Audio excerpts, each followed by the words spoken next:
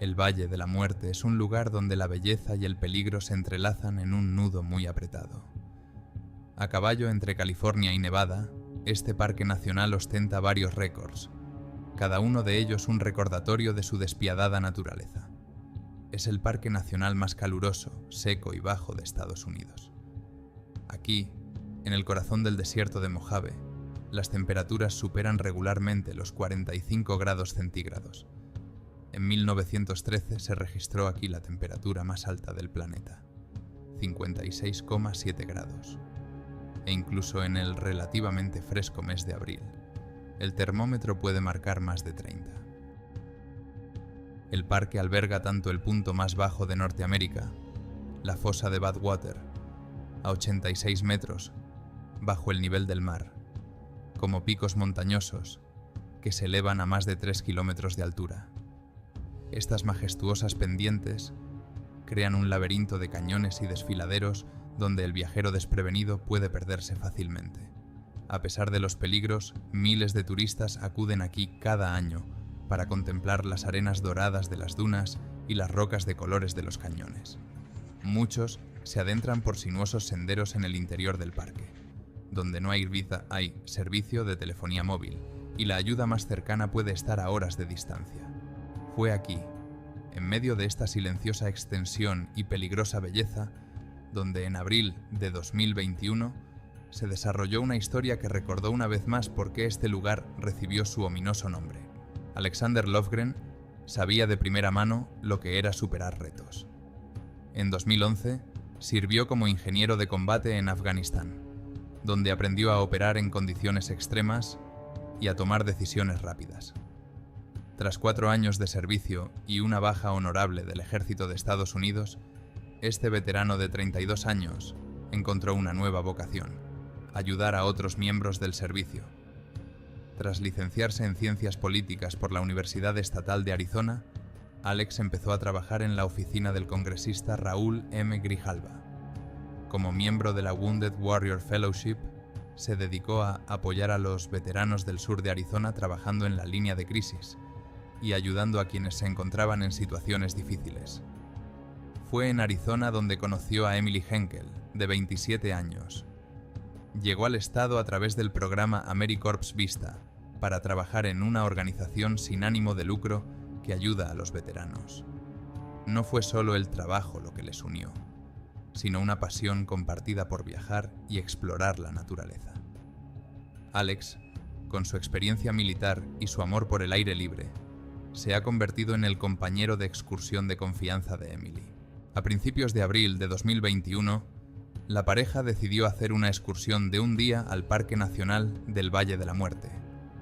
El plan era sencillo: visitar los lugares más populares del parque: Artist Drive, Devil's Golf Course, Racetrack y Badwater Basin, y luego volver a casa.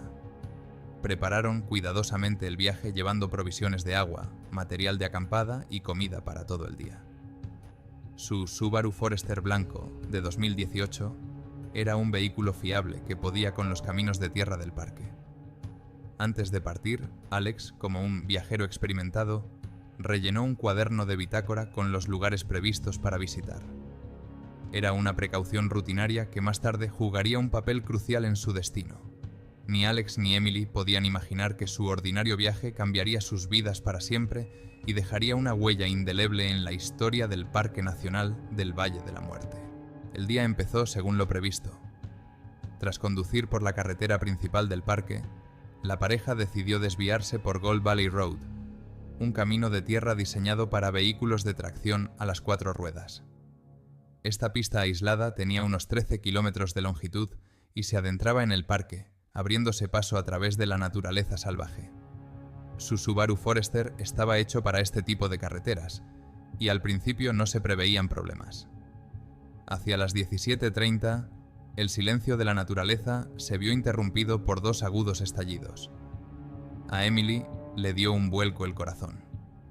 Al salir del coche, descubrieron que las 2 ruedas del lado del pasajero habían sido pinchadas por rocas afiladas. Con una sola rueda de repuesto, la situación se estaba volviendo crítica. El sol ya se acercaba al ocaso, y coloreaba las rocas con inquietantes tonos rojizos. Se encontraban a 22 millas de la carretera principal, en una de las zonas más remotas del parque. No había ni un alma. Los teléfonos no tenían señal. No había sombra ni fuentes de agua cercanas. Nada que pudiera ayudar en una situación así. El paisaje sin vida se extendía en todas direcciones, recordando por qué este lugar se llama Valle de la Muerte. El modo de supervivencia se puso en marcha. Alex, con su experiencia militar, empezó metódicamente a evaluar la situación. Comprobaron cuidadosamente sus provisiones. Unos cuantos litros de agua, suficiente para 3 días, un par de latas de conservas, linternas y un kit básico de supervivencia. Emily extendió un mapa sobre el capó del coche, mientras Alex estudiaba el terreno que les rodeaba. Tenían que tomar una decisión y sus vidas dependían de ello. Tras muchas deliberaciones, decidieron no volver por donde habían venido. En su lugar, trazaron una ruta hasta Mormon Point a través de un puerto de montaña. La ruta era más corta, pero considerablemente más difícil. Cuando se preparaban para partir por la mañana, dejaron una nota en el coche. 2 ruedas pinchadas. Nos dirigimos a Mormon Point. Tened agua para 3 días. Alrededor del coche, habían hecho una flecha con piedras que indicaba la dirección que seguían. Acomodados en el coche para pasar la noche, intentaron conservar fuerzas para el desafío que les esperaba. La temperatura descendía rápidamente, un contraste típico del desierto, donde el calor del día es sustituido por el frío penetrante de la noche. Mañana iban a cruzar una de las secciones más peligrosas del parque, donde los cañones escarpados y los acantilados escarpados podían ser una vía de escape o una trampa mortal. El silencio nocturno del Valle de la Muerte parecía especialmente opresivo, como si presagiara las pruebas que les aguardaban. A las 4 de la mañana, cuando el cielo aún estaba tachonado de estrellas, Alex y Emily salieron del coche. Era necesario salir temprano. Tenían que atravesar el difícil terreno montañoso antes de que empezara a apretar el calor del día. La ruta hacia Mormon Point les llevó por un puerto de montaña, por un sendero señalizado, pero el terreno no dejaba margen para el error. El camino serpenteaba por un cañón encajonado entre las escarpadas laderas de la cordillera de las Montañas Negras. Antiguas rocas, formadas por millones de años de actividad geológica, se alzaban sobre ellos en oscuras siluetas. El sendero se estrechaba gradualmente, hasta convertirse en un estrecho pasadizo entre las escarpadas paredes del cañón.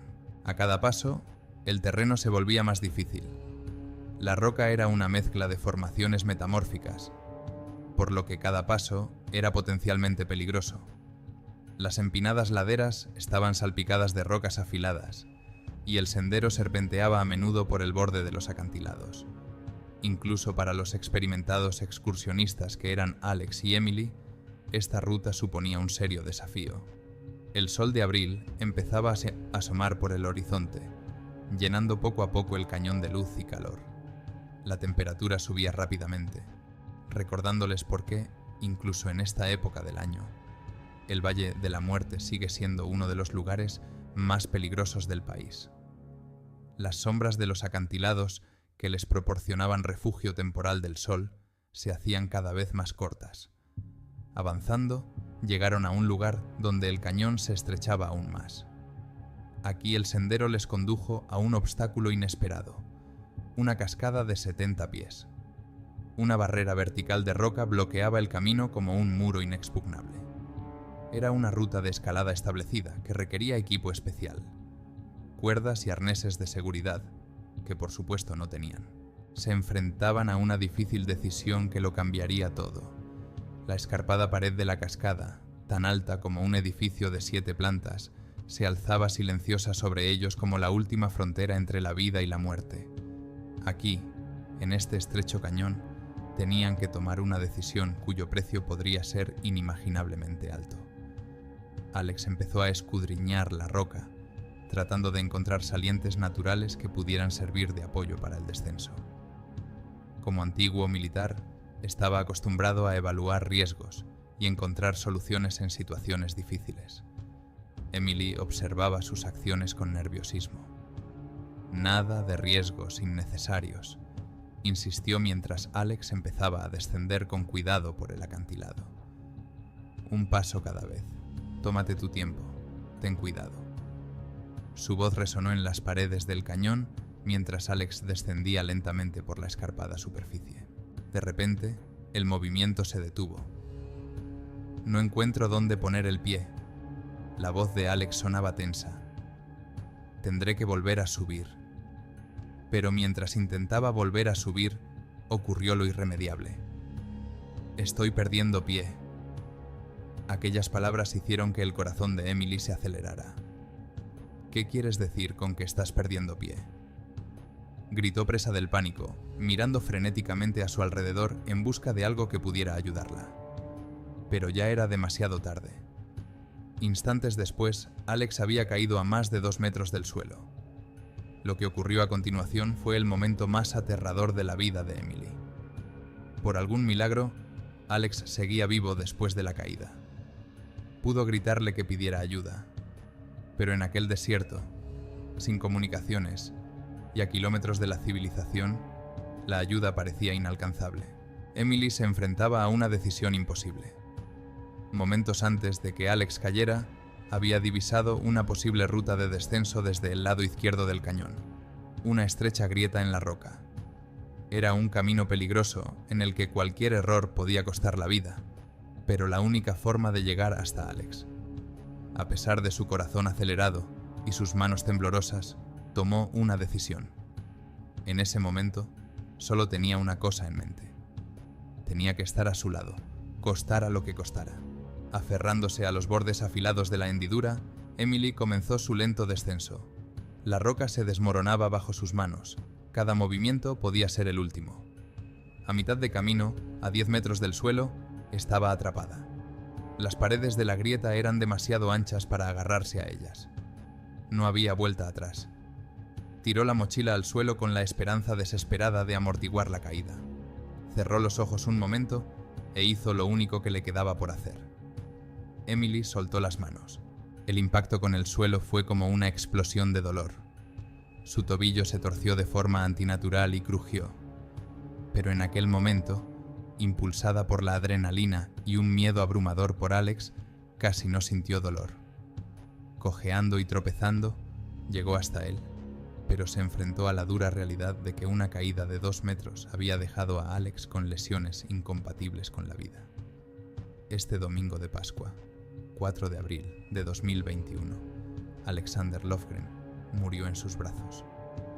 Cuando se disipó la primera oleada de conmoción, Emily se dio cuenta del horror de su situación. Estaba en un estrecho saliente en medio de un escarpado cañón con un tobillo roto. El cuerpo de Alex yacía cerca, pero lo peor era que había otro precipicio delante de ellos, una caída de 30 metros que hacía imposible seguir avanzando.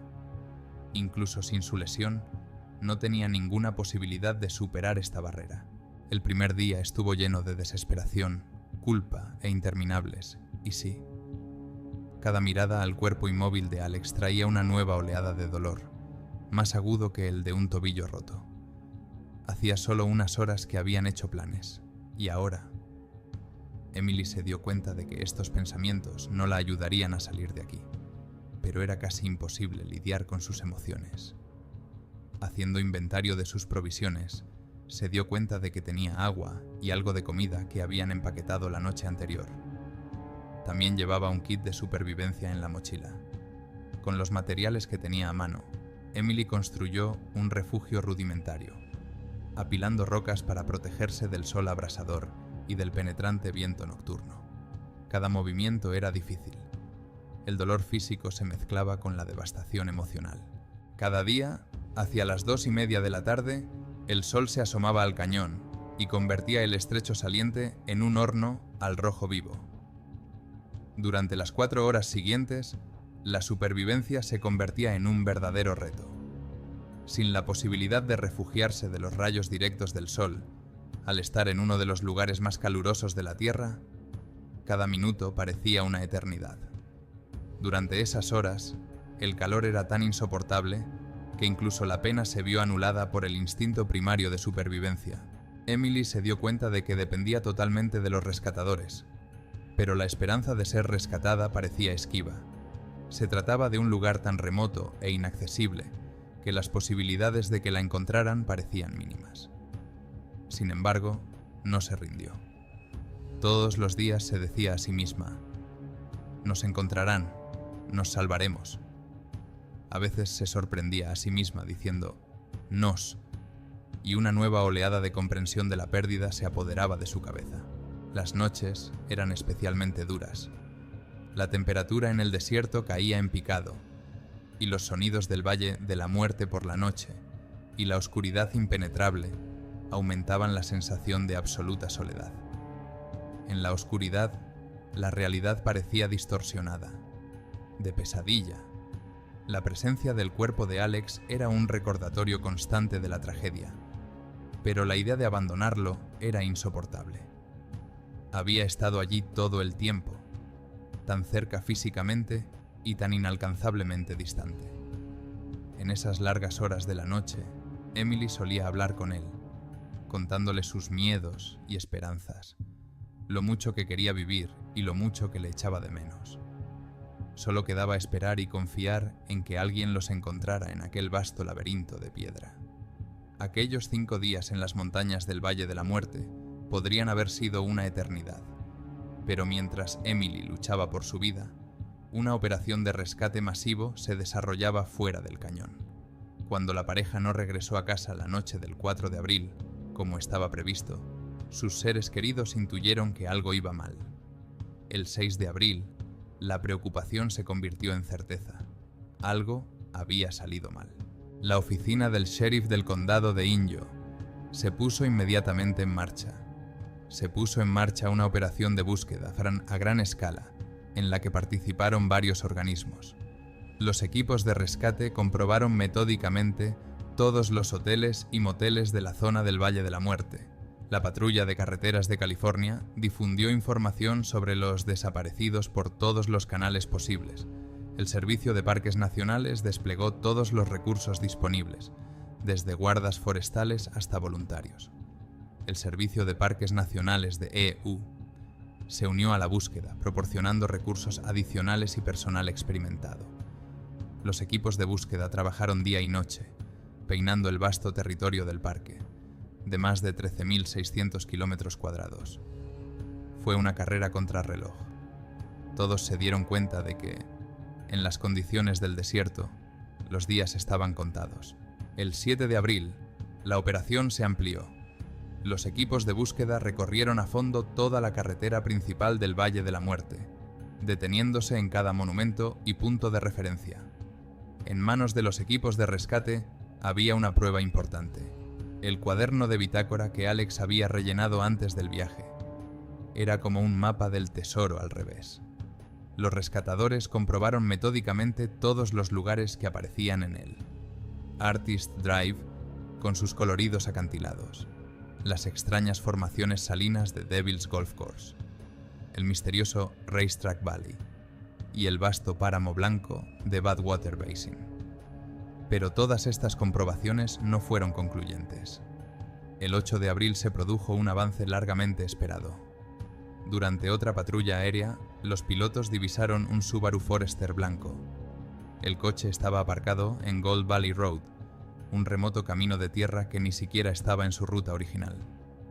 Ese descubrimiento supuso un punto de inflexión en la búsqueda. Dentro del coche, los rescatadores encontraron una nota que por fin apuntaba en la dirección correcta. 2 ruedas pinchadas se dirigen a Mormon Point. Tienen agua para 3 días. Ahora que los equipos de búsqueda sabían dónde buscar, la operación entró en una fase crucial. Cada lento minuto podía determinar el destino de las vidas de los viajeros desaparecidos. Al día siguiente, a primera hora de la mañana, el silencio del cañón se vio roto por el sonido lejano de unos motores. Al principio, Emily pensó que se lo estaba imaginando. Había imaginado este momento tantas veces a lo largo de los días. Pero el sonido se hizo cada vez más nítido. Su corazón latió más deprisa. Era la primera vez que oía una señal de presencia humana en 5 días. Cuando el ruido del helicóptero se hizo más fuerte, empezó a agitar desesperadamente su señal improvisada, luchando contra el pánico creciente. El helicóptero de la Marina estadounidense apareció detrás de las rocas, y el estruendo de las hélices resonó en las paredes del cañón. El momento en que la tripulación los divisó fue a la vez un triunfo y el comienzo de un nuevo desafío. El helicóptero sobrevoló el cañón, pero el rescate resultó ser una tarea casi imposible, incluso para los experimentados rescatadores militares. Las estrechas paredes del cañón se habían convertido en una auténtica trampa. La potente corriente de aire de las aspas creaba peligrosas turbulencias. Al principio, los 2 rescatadores bajados por cuerdas ni siquiera podían alcanzar el saliente donde se encontraba Emily. Las ráfagas de viento los zarandeaban de un lado a otro, amenazando con aplastarlos contra las paredes rocosas. 20 minutos de esforzados intentos parecieron una eternidad. El helicóptero maniobraba, tratando de encontrar la mejor posición. El más mínimo error en este corredor de piedra amenazaba desastre. Finalmente, tras varias maniobras arriesgadas, los rescatadores llegaron hasta Emily. Ahora tenían la difícil tarea de levantarla. Con sumo cuidado, la aseguraron en la camilla de rescate. Cada movimiento estaba calibrado. En estas condiciones, incluso un pequeño resbalón podía costar la vida. Emily cerró los ojos cuando la camilla empezó a elevarse. Tras unos minutos angustiosamente largos, se atrevió a mirar hacia abajo. Bajo ella se extendía un vasto paisaje de acantilados beige, el mismo laberinto que casi se había convertido en su tumba. Emily fue trasladada a un hospital cercano, donde los médicos empezaron a tratarla de inmediato. Su tobillo roto requería cirugía urgente. La decisión de no quitarse los zapatos durante los 5 días que duró el calvario, a pesar del intenso dolor, le salvó la vida.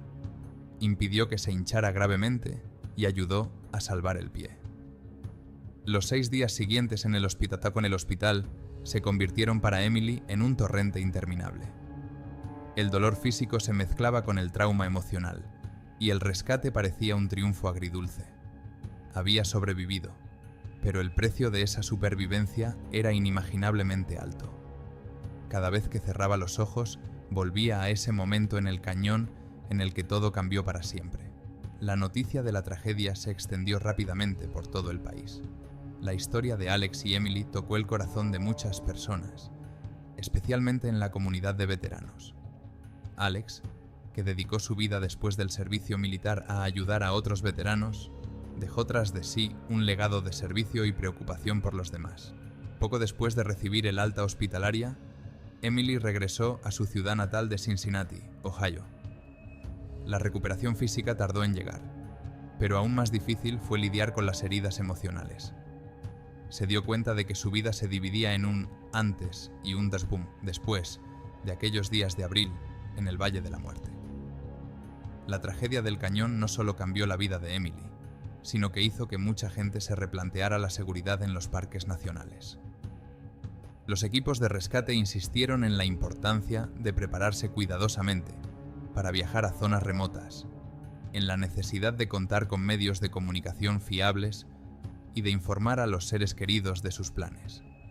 Incluso los viajeros experimentados, como Alex y Emily, pueden encontrarse con circunstancias imprevistas en la naturaleza. La trágica muerte de Alex Lofgren no fue en vano. El congresista Raúl M. Grijalva, en cuya oficina trabajaba Alex, presentó un proyecto de ley llamado Alexander Lofgren, Veterans in Parks Act. Esta ley iba a cumplir aquello en lo que Alex tanto creía: hacer más accesible la belleza natural de Estados Unidos a los veteranos. Menos de 3 meses después de la tragedia, el 1 de julio de 2021, se presentó el proyecto de ley en el Congreso. Pasó por la Cámara de Representantes a una velocidad récord, recibiendo ya la aprobación el 29 de julio. Y el 27 de diciembre de 2021, solo 8 meses después de la muerte de Alex, el presidente firmó una ley que concedía a todos los veteranos Gold Star y a sus familiares el derecho de entrada gratuita de por vida a los parques nacionales y áreas recreativas federales. Para Alex, La naturaleza siempre ha sido un lugar de curación y renovación. Como veterano de Afganistán, comprendía mejor que nadie el poder terapéutico de los espacios naturales. Incluso mientras trabajaba en la oficina de su congresista, siguió ayudando a los veteranos respondiendo a las llamadas de la línea de crisis y apoyando a quienes se encontraban en situaciones difíciles. Ahora su nombre está ligado para siempre a la ley, ayudando a otros veteranos a encontrar su camino hacia la curación a través de la comunión con la naturaleza. La historia de Alex y Emily es algo más que una crónica de la tragedia del Valle de la Muerte. Es un recordatorio de que incluso los viajeros más avezados deben tratar la vida salvaje con el máximo respeto.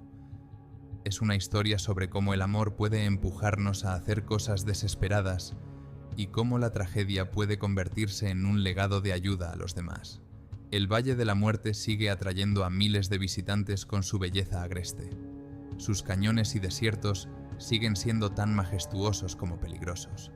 Pero ahora, gracias a Alex Lofgren, estos lugares son más accesibles para quienes, como él, han dedicado su vida a servir al país. Su nombre grabado en la ley se ha convertido en un símbolo de esperanza y un recordatorio de que, incluso en la tragedia más oscura, pueden hacer una luz que ilumine el camino a los demás. Esta historia te hace pensar en muchas cosas. ¿Qué habrías hecho tú si fueras Emily en ese momento en la cascada? ¿Merece la pena arriesgar la vida para salvar a otra persona, aunque las posibilidades sean mínimas? ¿Y podemos estar realmente preparados para que la naturaleza nos ponga a prueba de un modo similar? Alex Lofgren ha muerto, pero su legado perdura en la ley que lleva su nombre y en los miles de veteranos que ahora son libres de explorar la belleza natural de Estados Unidos. Tal vez esa sea la principal lección de esta historia. Incluso la peor tragedia puede dar lugar a algo importante y significativo. Si esta historia le ha emocionado tanto como a mí, apoye el canal dándole a me gusta y suscribiéndose. Es importante para seguir desarrollando el canal y mejorar la calidad del contenido. Comparte tu opinión en los comentarios. ¿Qué te ha parecido esta historia? ¿Qué lecciones has aprendido de ella? Tu opinión es muy importante para mí. Nos vemos en el próximo vídeo, donde conoceremos otra historia increíble. Cuídate y cuida a los tuyos. El hambre no es solo un estómago vacío, es cuando tu cuerpo comienza a devorarse a sí mismo, músculo a músculo. Es cuando sueñas con comer la corteza de un árbol y las grandes mariposas te parecen un manjar. 2 estadounidenses lo descubrieron por experiencia propia en Kimberley, Australia, un lugar donde la naturaleza mata metódicamente todo lo que se atreve a invadir su territorio. El 1 de mayo, el granjero Peter Lacey conducía por un camino de tierra cuando vio 2 figuras al borde de la carretera. Lo que vio conmocionó incluso a este curtido habitante de la zona. Ante él se encontraban 2 esqueletos humanos cubiertos de piel bronceada. El estadounidense Will Chaffee, un chico de 18 años, y Jeff Cunningham, un especialista en reptiles de 33 años. Habían pasado más de 60 días en la naturaleza salvaje de Kimberley. Habían perdido 1/3 de su peso corporal y habían recorrido a pie 250 kilómetros por una de las regiones más inhóspitas del planeta. Kimberley, en el noroeste de Australia, es un mundo de mesetas de arenisca roja, donde los bosques tropicales dan paso a desiertos áridos. En la temporada de lluvias, el clima se convierte en un infierno, y cocodrilos de agua salada de hasta 7 metros de largo patrullan los ríos turbios. Jabalíes salvajes se abren camino a través de matorrales impenetrables, mientras que serpientes y arañas venenosas acechan a los viajeros descuidados. Es un territorio que no perdona a los débiles. Will Chaffee llegó a Australia como un joven perdido de 18 años que huía de una serie de fracasos en una escuela de élite de Nueva Inglaterra. Un accidente de bicicleta en el instituto le provocó una conmoción cerebral que le impidió concentrarse en los estudios. Sus notas bajaron Los conflictos con la administración casi le costaron la expulsión y el rechazo de prestigiosas universidades fue el golpe final a su autoestima. Australia se convirtió para él en un símbolo de huida, un continente donde podía empezar de cero. El encuentro con Jeff Cunningham en la Reserva Natural de Queensland cambió para siempre la trayectoria de Will. Este investigador de serpientes y lagartos de 33 años tenía lo que tanto le faltaba al joven: un objetivo claro y una pasión por el estudio de la naturaleza salvaje. Jeff ya había estado en Kimberley y conocía la existencia de una pitón rugosa única, una especie de serpiente que los científicos creían extinta hasta la década de 1970, cuando fue redescubierta en zonas de difícil acceso. La financiación parcial de Australian Geographic para escribir un artículo sobre esta rara serpiente convirtió el sueño en un plan real. La fatídica decisión se tomó a finales de febrero de 1989. La temporada de lluvias en Kimberley suele ahuyentar a los turistas, ya que las carreteras inundadas hacen que la región sea prácticamente inaccesible para los coches. Pero Jeff convenció a Will de que precisamente la temporada húmeda creaba las condiciones ideales para buscar esa serpiente. Los reptiles se vuelven más activos y la alta humedad aumenta las posibilidades de encontrarlos en su hábitat natural. La ruta era ambiciosa incluso para los viajeros experimentados. Desde el río Drysdale, pasando por el Parque Nacional Prince Regent, hasta la cascada King's Cascade, un camino que ningún europeo había recorrido antes completamente a pie. El equipo para 6 semanas de viaje, que incluía comida deshidratada, aparejos de pesca y equipo básico de supervivencia, parecía suficiente para completar con éxito la expedición. A finales de febrero, un pequeño avión postal despegó del aeródromo de Kununurra con 2 estadounidenses y sus pesadas mochilas a bordo. El piloto sacudía la cabeza mientras contemplaba las interminables llanuras rojas que se extendían bajo él, surcadas por cañones y cubiertas de espesos matorrales.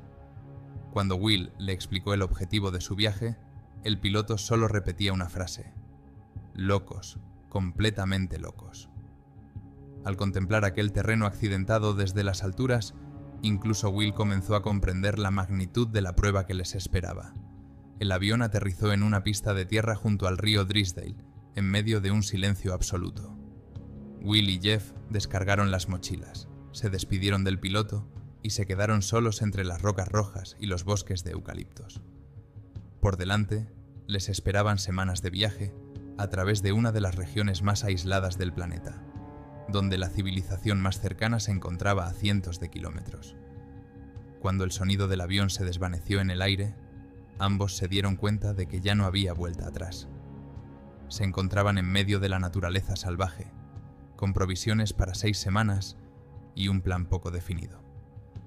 Ninguno de ellos sospechaba que esta expedición se convertiría en una prueba, a vida o muerte, que cambiaría su percepción de sus propias capacidades.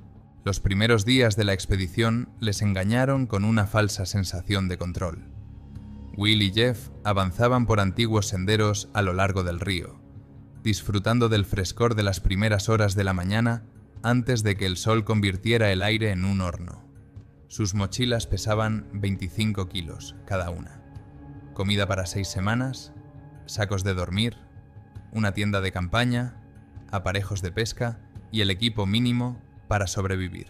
La dinámica entre ellos se desarrolló de forma natural. Jeff, con su experiencia en Kimberley, se convirtió en el líder informal. Elegía la ruta, se orientaba con el mapa y la brújula, y tomaba las decisiones clave sobre los tiempos de las etapas. Will asumió de buen grado las tareas físicamente más duras, como hacer fuego, montar el campamento y buscar agua. La diferencia de edad de 15 años se notaba, pero por el momento no creaba tensión. La temporada de lluvias mostró su carácter ya en el segundo día.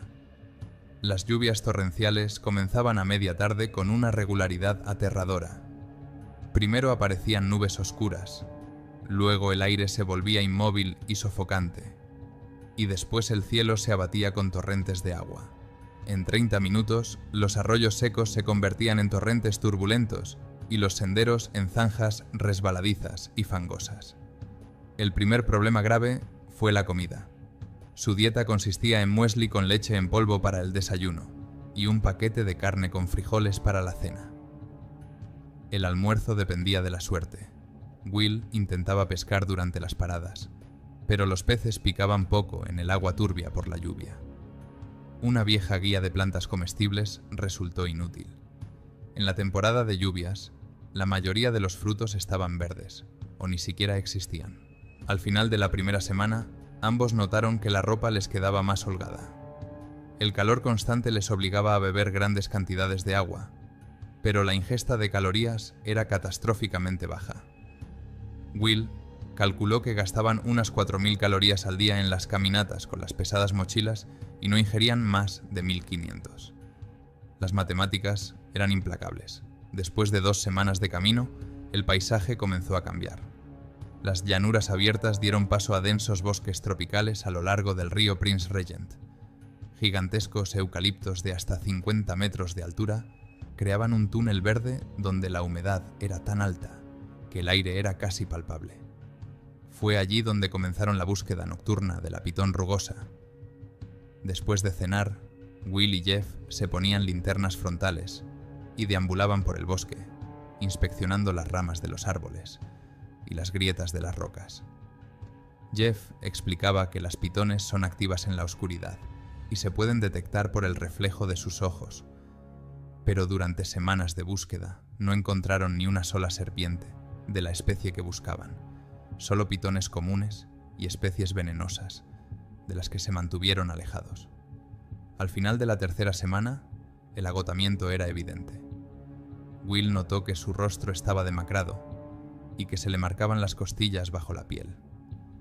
Jeff también había adelgazado notablemente, pero se esforzaba por no mostrar debilidad.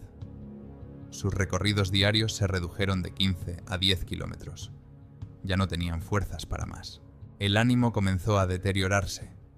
Pequeñas molestias, como los mosquitos, la ropa húmeda y la comida insípida, provocaban ahora arrebatos de ira. Jeff se volvió más reservado y Will irritable. Cada vez caminaban más en silencio, ahorrando energía y evitando conflictos. El 12 de abril, en el 42º día de la expedición, oyeron el ruido del agua cayendo delante de ellos. Tras abrirse paso entre la maleza, vieron un espectáculo que les dejó sin aliento. La cascada King Cascade se precipitaba desde una altura de 40 metros hacia una amplia laguna, rodeada de rocas rojas y manglares. Después de semanas en el infierno verde de la selva tropical, este lugar parecía un paraíso. Will y Jeff se pararon al borde de la laguna, sin poder creer lo que veían. Lo habían logrado. 250 kilómetros de camino, 6 semanas en la naturaleza salvaje, la pérdida de una cuarta parte de su peso corporal. Todo eso había quedado atrás. En unos días llegaría el barco Kimberly Explorer, que los llevaría de vuelta a la civilización. Jeff incluso bromeó diciendo que ahora podían ponerse las gafas de sol y esperar. Los primeros días en el campamento junto a la cascada transcurrieron en un ambiente relajado. Will y Jeff se instalaron en una pequeña cueva sobre la cascada, que les protegía de la lluvia y les ofrecía una vista maravillosa de la laguna. Las provisiones se estaban agotando, pero eso no les preocupaba. El barco debía llegar el 23 de abril con turistas y, por supuesto, con comida. Los problemas comenzaron al tercer día de espera. Se les acabó el café, luego la leche en polvo y después el arroz. Para el 18 de abril solo les quedaban las últimas bolsas de carne deshidratada. Will intentó compensar la falta de comida pescando, pero allí le esperaba un desagradable descubrimiento. En la laguna vivían cocodrilos de agua salada. Jeff le contó a Will una historia que había ocurrido allí solo 2 años antes. El 24 de septiembre, Ginger Meadows, una turista estadounidense de 24 años, se bañaba en esa misma laguna con su amiga. Estaban metidas en el agua hasta la cintura cuando un cocodrilo de 4 metros las atacó de repente. Ginger desapareció bajo el agua y no la volvieron a ver. Nunca encontraron el cuerpo. Esta historia perseguía a Will cada vez que se acercaba al agua con su caña de pescar. La pesca se convirtió en una ruleta rusa. Se sentaba en el borde de la roca, a 3 metros sobre el agua, mirando constantemente a su alrededor en busca de signos de cocodrilos. Cada ondulación en la superficie hacía que su corazón latiera más rápido. El 19 de abril ocurrió lo que más temía. Will estaba pescando en su lugar habitual cuando vio algo extraño en el agua. Lo que al principio parecía un tronco flotante, se movía lentamente contra la corriente, dejando una estela en forma de V. Un cocodrilo de unos 4,5 metros de largo nadaba directamente hacia él. El tiempo se ralentizó. Will vio los ojos amarillos del reptil, su boca llena de dientes y su poderosa cola. El cocodrilo se acercó a 10 metros, claramente consciente de la presencia del hombre y del pez en el anzuelo. En ese momento, se oyó el grito de Jeff desde arriba. ¡Cocodrilo! El reptil desapareció instantáneamente bajo el agua, dejando solo círculos en la superficie. Después de este incidente, la relación entre los amigos comenzó a deteriorarse.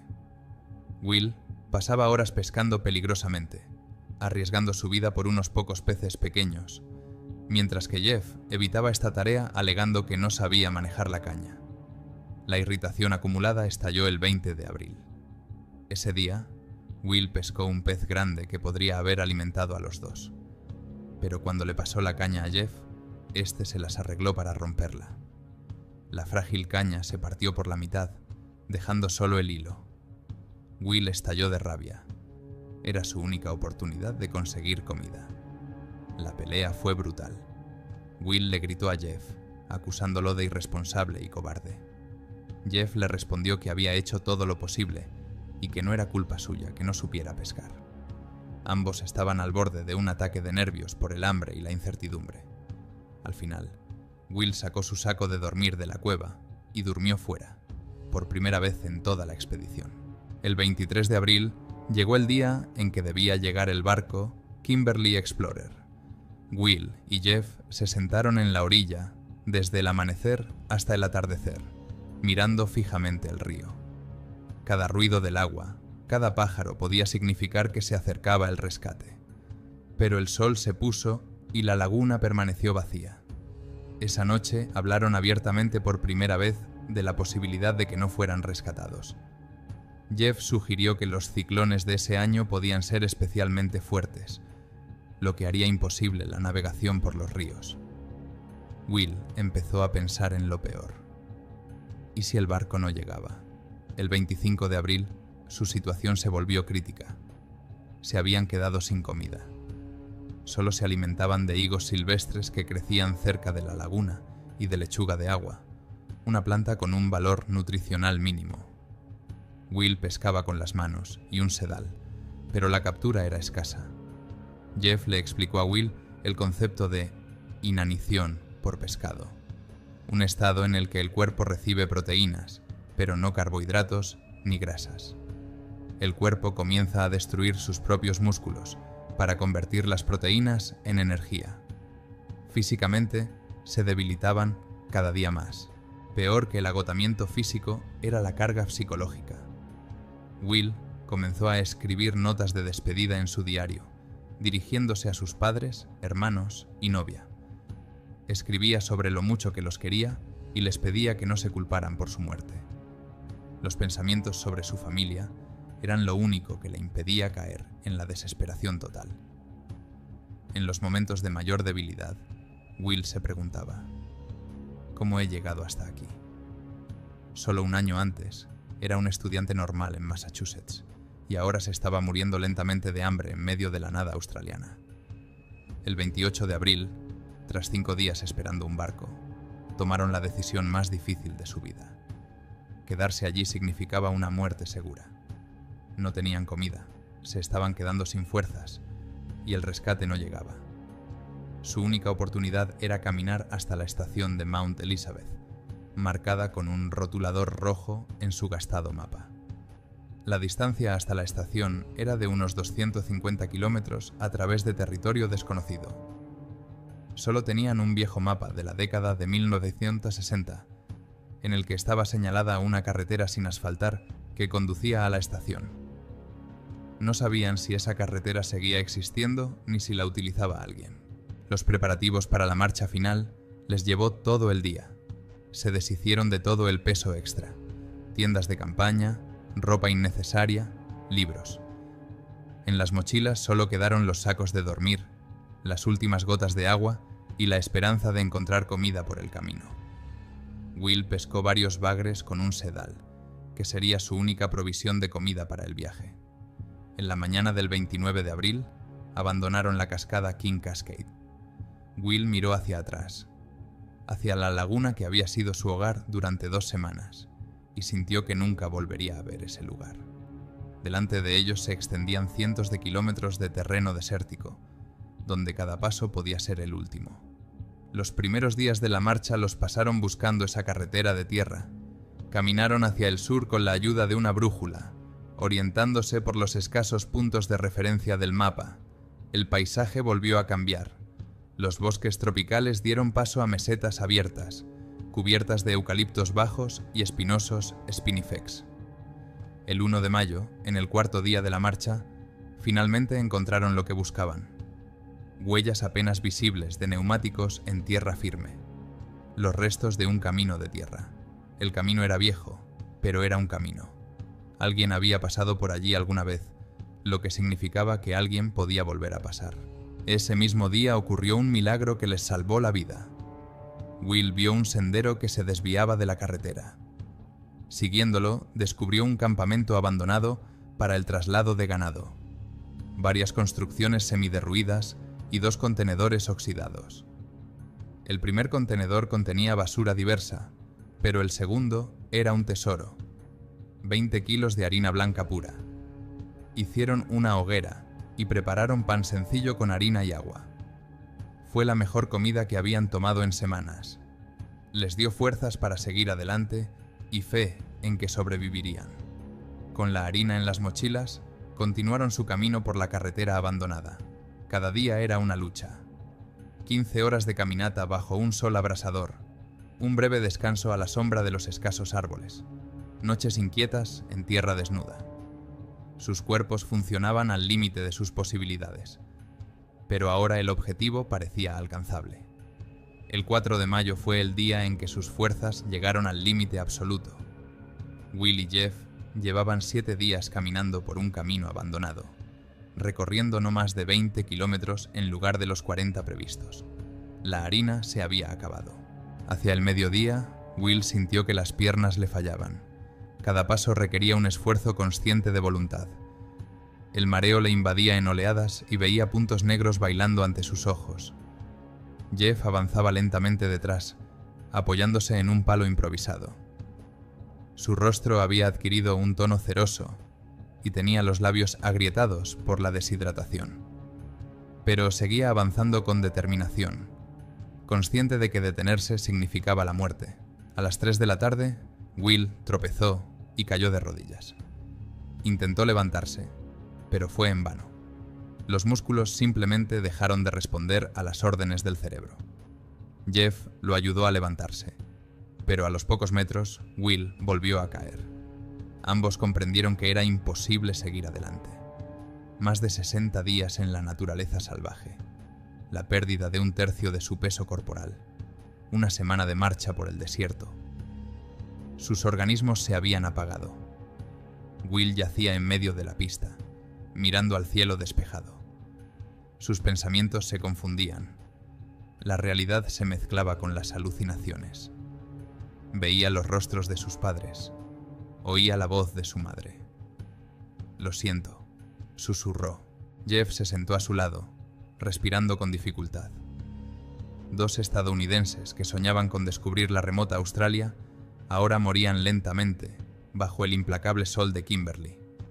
En ese momento, oyeron un sonido que no habían oído en 2 meses, el rugido de un motor. Al principio les pareció una alucinación, pero el ruido se hizo más claro. Entre los eucaliptos apareció una columna de polvo. Un viejo jeep se acercaba lentamente por la carretera destrozada. Al volante iba un hombre de mediana edad con un perro. Era el mismísimo Peter Lacey, el propietario de la estación de Mount Elizabeth. Peter detuvo el todoterreno a pocos metros de las personas que yacían en la carretera. Lo que vio conmocionó incluso a este curtido habitante de la remota Australia. 2 esqueletos humanos cubiertos de piel bronceada, con los ojos hundidos y la ropa colgando como un saco. El granjero salió del coche y se acercó a ellos con cautela.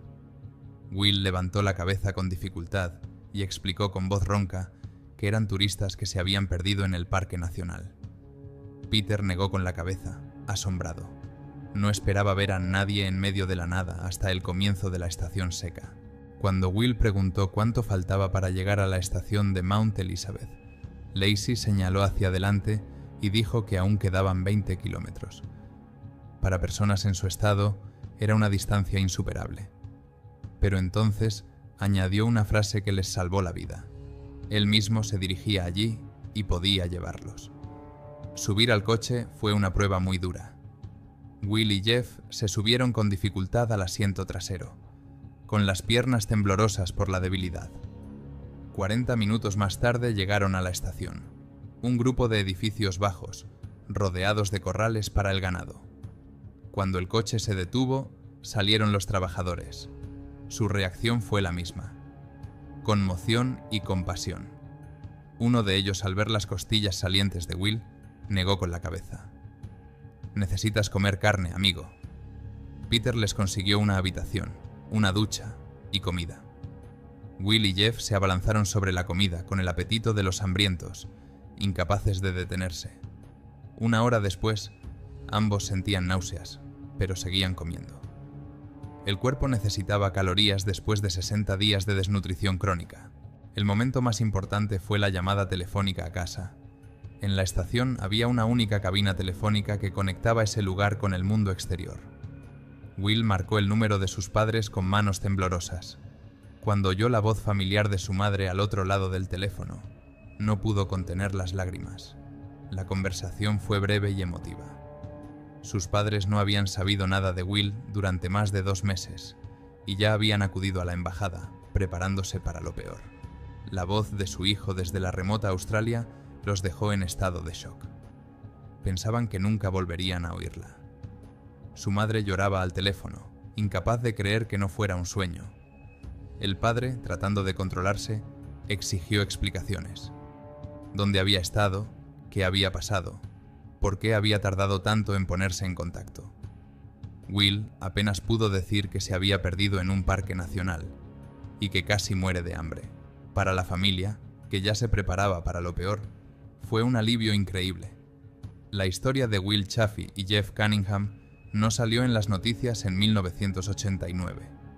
El rescate se produjo gracias a un encuentro casual con un granjero, y no a una operación de búsqueda oficial. Su historia no se dio a conocer hasta 19 años después, cuando Will escribió un libro sobre su experiencia. La recuperación física le llevó varios meses. Will perdió 1/3 de su peso original, pero ninguno de los dos sufrió problemas de salud a largo plazo. Las secuelas psicológicas fueron más graves y duraderas. Regresó a Estados Unidos como una persona diferente. La experiencia de sobrevivir al borde de la muerte cambió radicalmente su sistema de valores. Las prestigiosas universidades que le habían rechazado un año antes y le habían empujado a Australia, ahora parecían un objetivo alcanzable. En Harvard, los problemas académicos que antes le parecían insuperables, ahora eran pequeños inconvenientes. Alguien que había sobrevivido 2 meses en la naturaleza salvaje no podía preocuparse seriamente por los exámenes. En 2008 vivía en Massachusetts con su mujer y sus hijos y se comunicaba regularmente con Jeff. Su amistad, forjada en el crisol de la supervivencia, seguía siendo sólida. El principal cambio fue su actitud hacia los placeres sencillos de la vida. Cada ducha caliente, cada cena familiar se percibían como un regalo. Regresó varias veces a Australia y sobrevoló en helicóptero las cataratas Kings Cascade. En una entrevista confesó que la soledad australiana le había quitado las ilusiones, pero a cambio le había dado una verdadera fuerza de carácter. Hoy en día, la historia sigue siendo un recordatorio de la delgada línea que separa la aventura de la tragedia. La región sigue atrayendo a los amantes de la aventura, pero las tecnologías modernas hacen que los viajes sean más seguros. Todo aquel que se adentre en estos lugares debe recordar la historia de dos estadounidenses que sobrevivieron gracias a su fuerza de voluntad, su amistad y una harina que encontraron por casualidad. Esta es la increíble historia de la supervivencia de dos estadounidenses en la remota Australia. A veces parece que las capacidades humanas son ilimitadas, especialmente cuando está en juego la vida. Will y Jeff demostraron que, incluso en las situaciones más desesperadas, es importante no rendirse y dar el siguiente paso. ¿Te imaginas si el granjero Peter Lacey hubiera tomado otro camino ese día? La historia podría haber terminado de forma muy diferente. Pero a veces el destino nos da una segunda oportunidad justo cuando más la necesitamos. ¿Crees que tú habrías podido soportar tal prueba? Escribe en los comentarios qué parte de la historia te ha impresionado más. Me interesa mucho conocer tu opinión. Si te ha gustado esta historia, no olvides darle a me gusta, ya que es de gran ayuda para el canal. Y no olvides suscribirte, porque aún quedan muchas historias sorprendentes sobre la fuerza del espíritu humano y aventuras increíbles. Cuídate y hasta la próxima.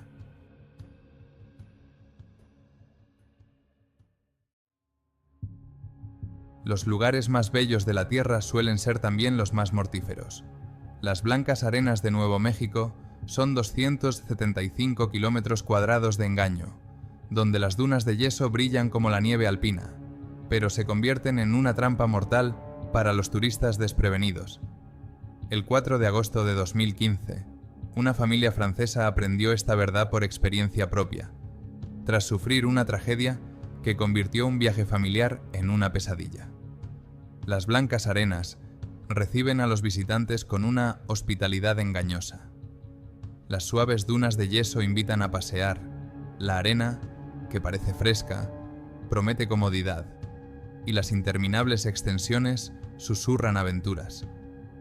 Pero bajo esta aparente tranquilidad se esconde uno de los ecosistemas más despiadados de América del Norte. La temperatura del aire alcanza los 40 grados, la arena se calienta hasta los 60 y la humedad tiende a cero. El viento no trae alivio, solo aumenta la deshidratación, secando la humedad de los pulmones con cada respiración. En los últimos 15 años, el desierto se ha cobrado la vida de 7 personas. Un empresario japonés en 2009, una mujer de Iowa en 2011 y otros cuyos relatos se han convertido en una advertencia para quienes planean visitar este lugar. Pero las advertencias rara vez son leídas por quienes buscan aventuras. En Borgoña, a una hora en coche de Reims, vivía una familia que no conocía la palabra imposible. David Steiner, de 42 años, creó su propia agencia de publicidad desde cero, convirtiendo la creatividad en un negocio rentable. Ornella, de 50 años, acudía todos los días al ayuntamiento, donde llevaba 20 años ayudando a los jóvenes de la ciudad a encontrar su lugar en la vida. Y su hijo, Enzo, de 9 años, creía que sus padres podían todo: mostrarle los géiseres de Yellowstone, las rocas rojas de los cañones, las infinitas extensiones del oeste americano. La pasión por los viajes estaba en la sangre de los Steiner. En 2014, pasaron 10 días en los estados del sur de Estados Unidos y regresaron a Francia con los ojos llenos de ilusión. El Facebook de David estaba repleto de fotos de interminables carreteras, cañones erosionados por el tiempo y un cielo que parecía más grande que el europeo. Allí todo es diferente, contaba a sus amigos. Más grande, más amplio, más libre. Estados Unidos cautivó por completo su imaginación. Empezaron a planear el siguiente viaje nada más regresar. 5 semanas, el oeste americano, una ruta desde Seattle hasta Santa Fe, pasando por los lugares más emblemáticos del continente. David estudiaba los mapas con la minuciosidad de un arquitecto. Ornella reservaba moteles y campings, y Enzo soñaba con las aventuras que se convertirían en los mejores recuerdos de su infancia. En el verano de 2015, todo estaba listo. Los billetes comprados, la ruta trazada, el equipo preparado. Los Steiner eran viajeros experimentados, no novatos que se lanzaban a la aventura sin pensar. Sabían cómo planificar, cómo ahorrar, cómo encontrar el equilibrio entre la comodidad y la experiencia auténtica. El 25 de julio, la familia aterrizó en Seattle y alquiló un coche. Les esperaban semanas de descubrimientos, miles de kilómetros de carreteras y paisajes que no se ven en ningún otro lugar del planeta. Los primeros 10 días transcurrieron como en un cuento de hadas. Atravesaron el estado de Washington hasta llegar a Yellowstone, donde el 2 de agosto David publicó en Facebook una foto de una fuente geotérmica de color azul brillante. En la foto, la familia parecía feliz y llena de energía. Todo iba según lo previsto, incluso mejor que lo previsto. Enzo estaba encantado con la inmensidad de la naturaleza estadounidense. Ornella disfrutaba del cambio de aires tras un año de trabajo intenso.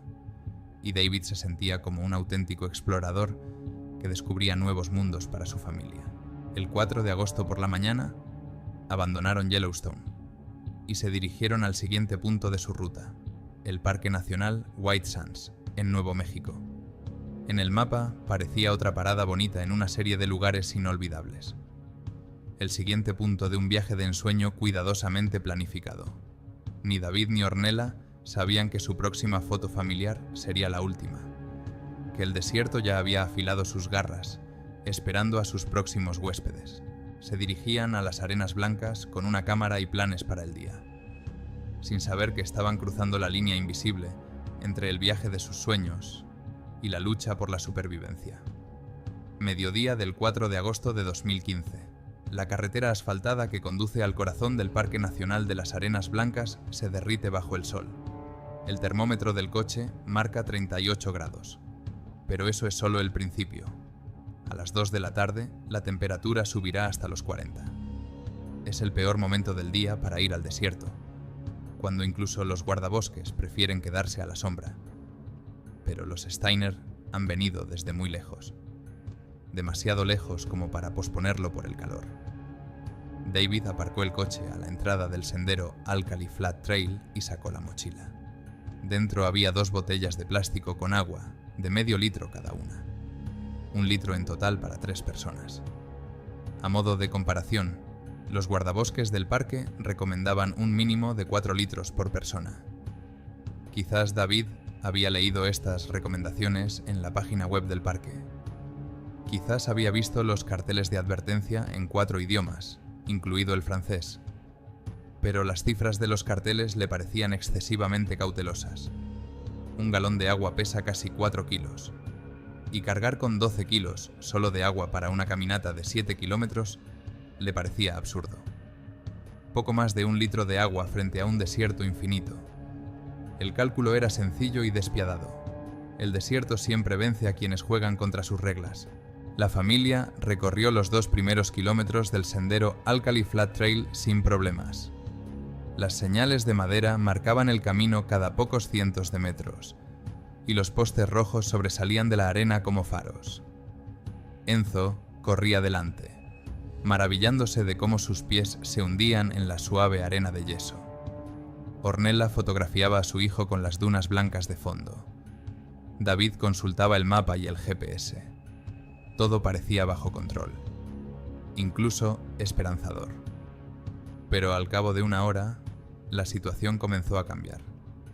El sol se elevó, convirtiéndose de una fuente de luz en un martillo que golpeaba sin piedad sobre las cabezas. La arena de yeso, que por la mañana parecía fresca, comenzó a quemar los pies incluso a través de las zapatillas. El aire se volvió denso, pesado. Cada respiración requería un esfuerzo. Enzo fue el primero en sentir el cansancio. Sus pasos se ralentizaron y su respiración se aceleró. Ornella notó que el niño se había vuelto más callado. Había dejado de hacer las preguntas interminables que solían acompañar sus paseos. Era la primera señal de alarma. Al 3er kilómetro, Ornella se detuvo. Se sentía débil, no solo cansada después de una larga caminata, sino algo más grave. Mareos, náuseas, sensación de que las piernas se le volvían pesadas. Quizás era una vieja lesión, O tal vez su cuerpo simplemente reaccionaba más rápido a la deshidratación. «No puedo más», le dijo a David, sentándose en la arena a la sombra de una pequeña duna. Era el momento en que la familia debía dar media vuelta. Inmediatamente. En lugar de eso, tomaron una decisión que los separaría para siempre. Ornella volvería sola al coche. David y Enzo completarían el recorrido. Solo les quedaban 4 kilómetros para llegar a la meta. Ornella insistió en esta decisión, ya que se sentía culpable por arruinar la excursión familiar. «Solo voy a descansar un poco en el coche. Vosotros terminad la ruta», le dijo a su marido. La lógica parecía razonable. Se reunirían en 1 hora y media, cuando David y Enzo llegaran al final del sendero. Se repartieron el agua que les quedaba. Ornella tomó menos de la mitad y dejó la mayor parte a David y Enzo. La última foto de la familia fue tomada precisamente allí, con la cámara de Ornella. David y Enzo sonríen posando con las dunas blancas de fondo. Una foto turística normal y corriente que, unas horas más tarde, se convertiría en una prueba, en el caso de desaparición. A las 13:30 se despidieron. Un beso, un abrazo. «Nos vemos en el coche». Palabras sencillas que miles de familias pronuncian cada día. Ornella volvió sobre sus pasos. David y Enzo continuaron su camino. Ninguno de ellos sospechaba que se estaban despidiendo para siempre. Ornella solo avanzó 91 metros. El calor, la deshidratación y posiblemente antiguos problemas de salud hicieron mella en ella. Su cuerpo simplemente se apagó, como un motor sobrecalentado. Primero le fallaron las piernas, luego perdió el conocimiento. Cayó de bruces sobre la arena, bajo el implacable sol de Nuevo México. La muerte por golpe de calor rara vez es instantánea. Primero se confunde la conciencia, luego fallan los riñones y después el corazón. Ornella pudo haber permanecido tumbada en la arena ardiente durante minutos, o tal vez 1 hora, mientras su cuerpo luchaba contra las condiciones insoportables. No había nadie cerca, solo dunas blancas infinitas y un silencio solo roto por el silbido del viento. A pocos kilómetros de allí, David y Enzo seguían caminando, sin sospechar nada de la tragedia. David empezaba a sentir los síntomas de la deshidratación: mareos, náuseas, debilidad creciente. Pero era un hombre, un padre, el protector de su familia. Tenía que llevar a su hijo hasta la meta. Cada sorbo de agua se lo daba a Enzo. «Eres pequeño, lo necesitas más», le decía al niño. Era el amor en su forma más pura y sacrificada. Un amor que salvó la vida de un niño y le costó la vida a un padre. A las 15:00, David comenzó a desorientarse. Le señalaba las dunas a su hijo y le decía: «¿Ves? El coche está justo detrás de esa colina». Pero detrás de la colina solo había otra duna, y detrás de ella otra más. Las arenas blancas se convirtieron en un laberinto en el que todas las direcciones parecían iguales. El golpe de calor destruye el cerebro poco a poco. Primero se ve afectada la capacidad de tomar decisiones, luego la coordinación y por último el habla. David caminaba cada vez más despacio, se detenía cada vez más a menudo y hablaba cada vez más bajo. Enzo caminaba a su lado, sujetando a su padre de la mano, sin entender lo que estaba pasando. A las 15:30, David Steiner cayó al suelo y no volvió a levantarse. Enzo, de 9 años, se quedó solo en medio de uno de los desiertos más hostiles de América del Norte, junto al cuerpo de su padre, sin saber que su madre también había muerto. Le esperaban horas de espera bajo un sol abrasador, horas que deberían haberlo matado, pero que no lo hicieron gracias a los últimos sorbos de agua que su padre compartió con él. Un beso de despedida, un abrazo, la promesa de verse en 1 hora. Palabras normales que ocultaban el último encuentro familiar. Enzo no entendía lo que estaba pasando. Su padre yacía inmóvil en la arena. Apenas respiraba y tenía los ojos cerrados. El niño intentó despertarlo. Le sacudió el hombro. Lo llamó por su nombre e incluso intentó levantarle la cabeza. Pero David no reaccionaba. El instinto de supervivencia le dictaba que corriera, buscara ayuda, gritara. Pero Enzo se quedó, quizás porque no sabía hacia dónde ir, quizás porque sus padres le habían enseñado a no abandonar a sus seres queridos en apuros, o quizás simplemente porque a los 9 años todavía crees que si esperas lo suficiente, tu padre se despertará. Se sentó junto a su padre, a la sombra de una pequeña duna, y se puso a esperar. El sol se deslizaba lentamente por el cielo. La arena bajo él se calentaba cada vez más y el aire se volvía cada vez más pesado. Enzo bebía agua a pequeños sorbos, como le había enseñado su padre. En su pequeña mochila quedaba un poco de agua, tal vez 1/4 de litro. Eso sería suficiente para un adulto durante 1 hora con ese calor. Para un niño, 2 o 3 como mucho. Las matemáticas de la supervivencia eran crueles, pero le favorecían. El organismo infantil consumía menos líquido y el corazón latía más rápido, bombeando la sangre con mayor eficacia. El tiempo en el desierto transcurre de otra manera.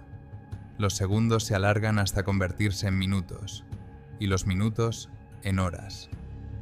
Enzo estaba sentado junto a su padre y observaba cómo las sombras de las dunas giraban lentamente siguiendo al sol. No sabía la hora exacta, pero por la posición del sol sabía que el día estaba llegando a su fin. Su madre debía llegar al coche en media hora, como mucho, en 1 hora. ¿Por qué no había vuelto? ¿Por qué no había ido a recogerlos en coche? La lógica infantil ofrecía explicaciones sencillas. Quizá se había perdido. Quizá no podía arrancar el coche. Quizá los estaba esperando al final del camino, donde habían quedado. Pero la parte adulta de su conciencia, la que solo se despierta en los niños en situaciones críticas, le susurraba otra cosa. Algo había salido mal. Enzo no había aprendido las reglas básicas de supervivencia en los libros ni en las películas, sino de sus padres. No entrar en pánico. Ahorrar agua. Quedarse donde estás si te pierdes. Reglas sencillas que David y Ornella inculcaron a su hijo durante las excursiones familiares por los bosques franceses. No pensaban que esos conocimientos le serían útiles al niño en una situación mortal. Pero las arenas blancas no son un bosque. Aquí no hay arroyos, vallas comestibles, ni refugios hechos con ramas. Aquí solo hay arena, sol y silencio. Pero Enzo se adaptó con una flexibilidad infantil sorprendente. Encontró un pequeño hueco entre las dunas donde la sombra se mantenía más tiempo. Cubrió a su padre con su camiseta para protegerlo del sol. Racionó el agua, un pequeño sorbo cada media hora. A las 5 de la tarde, Enzo empezó a darse cuenta de que no iba a llegar ayuda. Al menos, no pronto. El sol se inclinaba hacia el horizonte, pero el calor no remitía. La arena a su alrededor estaba tan caliente como una sartén, y el aire temblaba por el vapor caliente. Su padre ya no respiraba. Enzo no se dio cuenta de inmediato. Al principio pensó que David simplemente estaba durmiendo profundamente. Luego trató de buscarle el pulso en el cuello, como había visto en las películas. Le temblaban las manos, el corazón le latía con fuerza, pero bajo sus dedos solo sentía la piel caliente y el silencio. El niño de 9 años se quedó solo en el desierto junto al cuerpo de su padre. La mayoría de los adultos en esa situación se habrían derrumbado. Habrían empezado a gritar, a correr, a buscar una salida. O simplemente se habrían tumbado a su lado y habrían esperado la muerte. Pero los niños son diferentes. Tienen la asombrosa capacidad de aceptar la realidad tal y como es y seguir actuando. En algún lugar entre la desesperación y la aceptación, Enzo encontró su punto de apoyo. Quizás fue el recuerdo de sus padres, de cómo le enseñaron a ser fuerte. Quizás fue el instinto infantil que nos hace aferrarnos a la vida incluso cuando no hay esperanza. O quizás fue simplemente la fe en que alguien vendría a rescatarlo. El sol se ponía tras las dunas, tiñendo la arena blanca de tonos dorados. En otras circunstancias, habría sido la puesta de sol más hermosa de la vida de Enzo. Pero la belleza de las arenas blancas se convirtió para él en el telón de fondo del día más terrible de su infancia. La temperatura comenzó a bajar. A medianoche descendería hasta los 10 grados. Un cambio de 30 grados en pocas horas. Enzo no lo sabía, pero su cuerpo comenzó a prepararse para una nueva prueba. Si el calor no lo mataba, el frío lo intentaría durante la noche, a pocos kilómetros de allí. En un todoterreno oficial por el mismo camino de Alkali Flat Trail, un guardaparques terminaba su ronda nocturna. Una rutina habitual que estaba a punto de convertirse en una operación de rescate. A las 17:30, el guardaparques observó algo inusual en el paisaje habitual de las dunas. Una mancha oscura en la arena blanca, demasiado regular para ser una formación natural. Detuvo el todoterreno y se acercó a investigar. Ornella Steiner yacía boca arriba, mirando al cielo. Tenía los ojos cerrados y los brazos relajados a lo largo del cuerpo. La arena a su alrededor estaba lisa, sin signos de lucha ni intentos de arrastrarse. Simplemente se había caído y había muerto. El golpe de calor la había matado rápidamente, casi con misericordia. El ranger le tomó el pulso. La piel estaba caliente por el sol, pero el corazón no latía. Llamó por radio para pedir refuerzos y médicos, aunque sabía que ya no se podía hacer nada por esa mujer. Entonces vio una mochila junto al cuerpo. Dentro había una cámara. Las últimas fotos mostraban a un hombre y un niño, sonriendo con las dunas blancas de fondo. Era una foto familiar, claramente reciente. La ropa era la misma que llevaba la mujer, y la iluminación coincidía con la hora del día. La foto familiar solo podía significar una cosa. En algún lugar del desierto había desaparecido otra persona. La operación de búsqueda se puso en marcha en cuestión de minutos. Los guardabosques conocían las estadísticas de las arenas blancas. Con ese calor, las personas sin agua solo podían sobrevivir unas horas como mucho. Cada minuto podía ser decisivo entre la vida y la muerte. Los grupos se dispersaron desde el lugar donde se encontró el cuerpo de Ornella.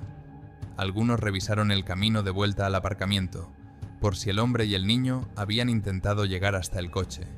Otros siguieron por el sendero Alkali Flat Trail, suponiendo que la familia tenía pensado completar la ruta. Enzo oyó voces antes de ver a las personas.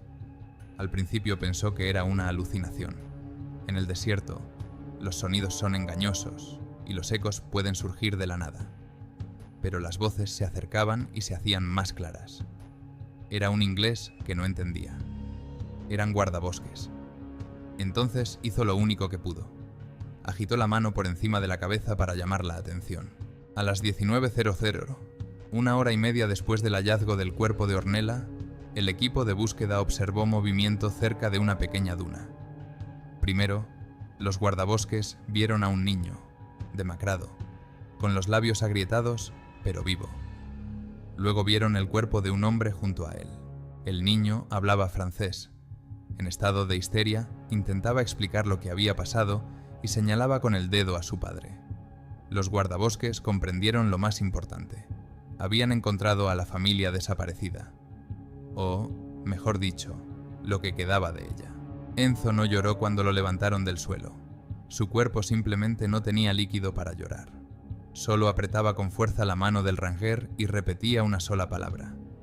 Papá, papá, papá. El Hospital Regional de Alamoso, rara vez, recibía víctimas del desierto. La pequeña ciudad, situada en la frontera con las arenas blancas, estaba acostumbrada a ver turistas con quemaduras solares, viajeros deshidratados y, a veces, personas con fracturas tras caídas en las dunas. Pero un niño de 9 años que había sobrevivido a la muerte de sus padres en el desierto era un caso excepcional. Los médicos trabajaron de forma metódica y rápida. Las gotas intravenosas restablecieron el equilibrio hídrico. Los análisis revelaron una deshidratación grave, pero no crítica. Los padres salvaron a su hijo dándole la mayor parte del agua que llevaban. Las quemaduras solares cubrían las zonas expuestas de la piel, pero se curarían. El trauma psicológico era más profundo que el físico, pero los niños tienen una capacidad de recuperación asombrosa. Enzo pasó varios días en el hospital. Hablaba poco, en parte por la barrera del idioma y en parte por el shock. Las autoridades locales encontraron a una mujer, la madre de una amiga de uno de los ayudantes del sheriff, que hablaba francés. Ella se convirtió en la traductora entre el niño y el mundo exterior. Poco a poco, a través de fragmentos, la historia de la tragedia comenzó a tomar forma. Enzo contó que su madre se sintió mal y volvió al coche, que su padre se comportaba de forma extraña y decía que el coche estaba cerca, aunque no se veía, cómo su padre se cayó y no se levantó, cómo esperó ayuda, sentado junto a su padre bajo el sol abrasador. Mientras Enzo se recuperaba en el hospital, los cuerpos de David y Ornella fueron enviados para su examen forense al Departamento del Investigador Médico de Nuevo México. Los resultados preliminares de la autopsia confirmaron lo evidente: muerte por golpe de calor provocado por deshidratación crítica. Los trámites llevaron varios días: la tramitación de los documentos, la coordinación con el consulado francés, la preparación de los cuerpos para su repatriación. La noticia de la tragedia llegó a Francia a través de los canales oficiales. Alain Steiner, padre de David, recibió una carta del Ministerio de Asuntos Exteriores el miércoles por la mañana. Leyó las líneas sobre la muerte de su hijo y su nuera, pero no podía creerlo. David le había llamado todos los días durante el viaje. La última llamada fue hace 3 días, desde Yellowstone. La voz de su hijo sonaba alegre, estaba lleno de planes. Y ahora esa voz ya no existía. La abuela de Enzo llegó a Albuquerque al día siguiente.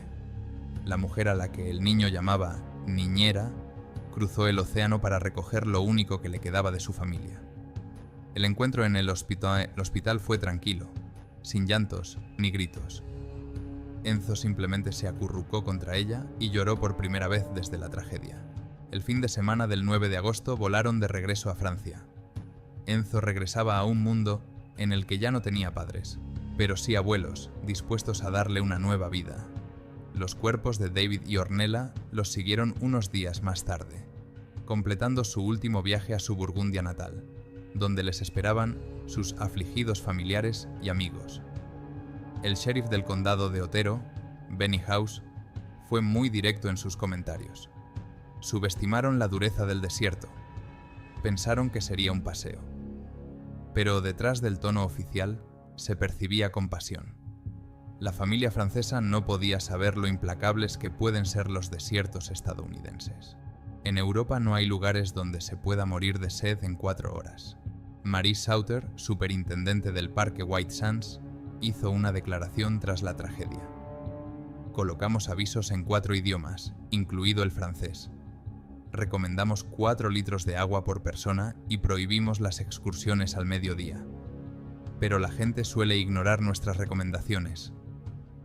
Tras la tragedia, el parque reforzó sus campañas informativas, recordando a los turistas el peligro mortal que supone subestimar el desierto.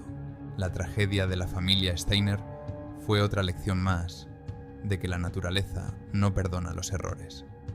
La belleza puede ser engañosa, y el precio de la falta de preparación puede ser la vida humana. Pero también se convirtió en una historia de amor paterno que salvó la vida de un niño a costa de la suya propia. Hoy, Enzo es un hombre adulto que vive en Francia con la familia de su abuelo. Los detalles de su vida no se han revelado, lo cual es correcto, ya que algunas historias deben permanecer en la esfera privada. Pero su supervivencia nos recuerda que, a veces, el amor es más fuerte que la muerte, y que el último sorbo de agua que se le da a un niño puede ser la decisión más importante en la vida de un padre. Las arenas blancas siguen atrayendo a turistas de todo el mundo. Siguen brillando bajo el sol como la nieve. Siguen engañando con su aparente seguridad. Los guardabosques siguen emitiendo advertencias y recomendaciones que muchos ignoran. Pero para quienes conocen la historia de la familia Steiner, cada duna blanca se ha convertido en un recordatorio. En el desierto, el precio de un error es la vida, y lo único que puede salvar en una situación desesperada es el amor de quienes están dispuestos a darlo todo por tu salvación. La historia de la familia Steiner no es solo una tragedia, sino también un recordatorio de lo frágil que es la vida frente a la naturaleza. ¿Crees que los padres deberían haberse separado en el desierto? Quizás si hubieran dado media vuelta todos juntos cuando Ornella se sintió mal, se habría podido evitar la tragedia. O tal vez los tres habrían muerto de camino al coche. ¿Qué habrías hecho tú en el lugar de David? ¿Arriesgarte a quedarte con tu familia o separarte como ellos? ¿Hicieron bien David y Ornella al darle toda el agua a Enzo? Por un lado, el instinto paterno te obliga a salvar a tu hijo a cualquier precio. Por otro lado, tal vez si hubieran repartido el agua a partes iguales, todos habrían tenido la oportunidad de esperar a que llegara la ayuda. ¿Qué opinan ustedes? ¿Fue egoísmo o sacrificio? Escriban en los comentarios cómo habrían actuado ustedes en una situación similar. No hay respuestas correctas a estas preguntas, pero reflexionar sobre ellas puede salvar una vida algún día. Espero que cada uno de ustedes saque sus propias conclusiones después de esta historia. Pero lo más importante es que planifiquen cuidadosamente sus viajes. Consulten el pronóstico del tiempo con antelación, hagan una lista de las cosas necesarias y lleven siempre una botella de agua extra.